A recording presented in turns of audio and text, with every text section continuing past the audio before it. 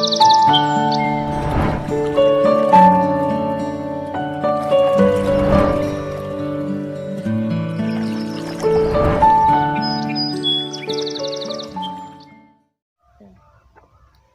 धाम के वर्तमान पीठाधीश श्री नीलेंद्र बख्शदास साहब को बारंबार बंदगी करते हुए मैं सतनाम संप्रदाय के प्रवर्तक समर्थ सतगुरु श्री जगजीवन साहब तथा 4 पावा 14 गद्दी 36 महंतों को और 33 भजनानंदी को बारंबार बंदगी करता हूँ।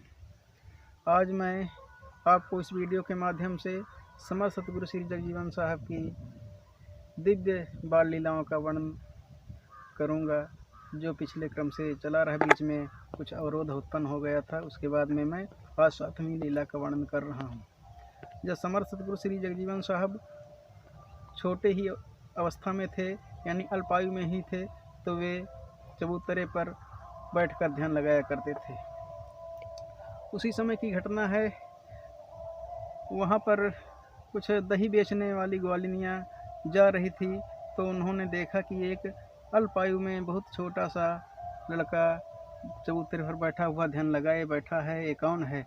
उन्होंने आपस में पूछा तो किसी ने कहा ये समर्थ श्री जगजीवन साहब हैं और श्री गंगाराम जी के पुत्र हैं और अल्पायु से ही भगवान का ध्यान कर रहे हैं। तो उस दिन उन्होंने उनको सादर प्रणाम किया और दही बेचने चली गई। उस दिन उनकी बहुत बिक्री हुई और वापस आई तो वे आपस में बात करने लगी कि ये स्वामी जी के दर्शन का ही प्रताप है, इसलिए आज से हम लोग प्रतिदिन स्वामी जी के दर्शन करके ही दही बेचने जाया करेंगे।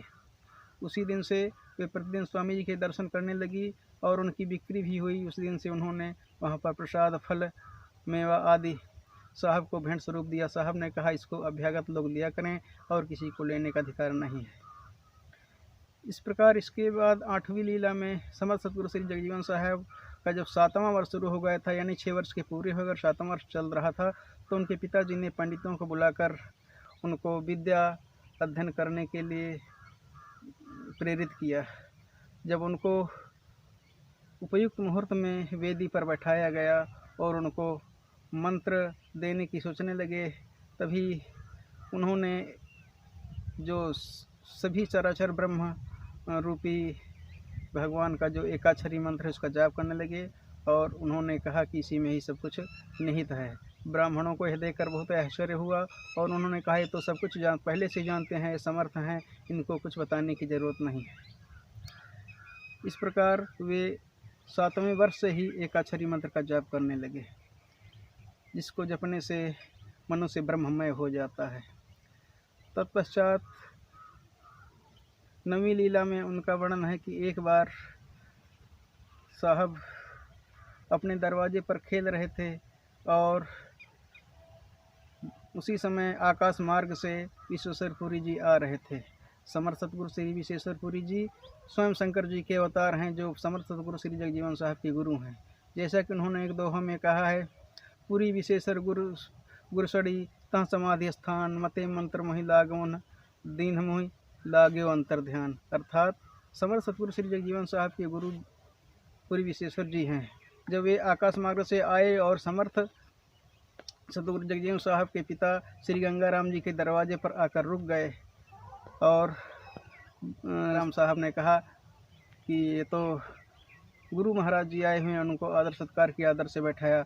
उसी समय सतगुरु श्री जगजीवन साहब खेल रहे थे और उन्होंने एक तोते को तीर मारा और आकाश में उड़ रहा था और साहब के सामने आकर गिर गया। तो समर्थ सतगुरु श्री विश्वेश्वरपुरी जी ने साहब ने कहा कि ये तुम क्या कर रहे हो? सभी जीवों में चराचर ब्रह्म का रूप जानना चाहिए और जीव हत्या पाप है। सभी में ब्रह्म है तो जीव हत्या नहीं करनी चाहिए। समर्थ सतगुरु श्री जगजीवन साहब उसी समय पुरी विश्वेश्वर जी के पास आए। उसी समय वो तोता फिर जीवित हो गया और उड़ने लगा, उड़कर आकाश में चला गया। तो विश्वेश्वरपुरी साहब ने कहा कि आप ब्रह्ममय हैं, सब कुछ जानते हैं, केवल यह लीला कर रहे हैं। और उन्होंने उसी समय समर्थ सतगुरु श्री जगजीवन साहब को मंत्र दिया और कुछ गुप्त बातें बताई और अंतर्ध्यान हो गए। और उन्होंने कहा था कि जो इस पंथ में आएगा उसका तरण तारण होगा, कल्याण हो जाएगा, ये बहुत ही उत्तम पंथ है। और उन्होंने सतनाम पंथ चलाने के लिए समर्थ सतगुरु श्री जगजीवन साहब को आदेश दिया और वे अंतर्ध्यान हो गए। इसी के साथ मैं अपनी वाणी को विराम देता हूँ और पुनः मैं आप सभी को सादर बंदगी करता हूँ। Subscribe now for more videos. Thank you.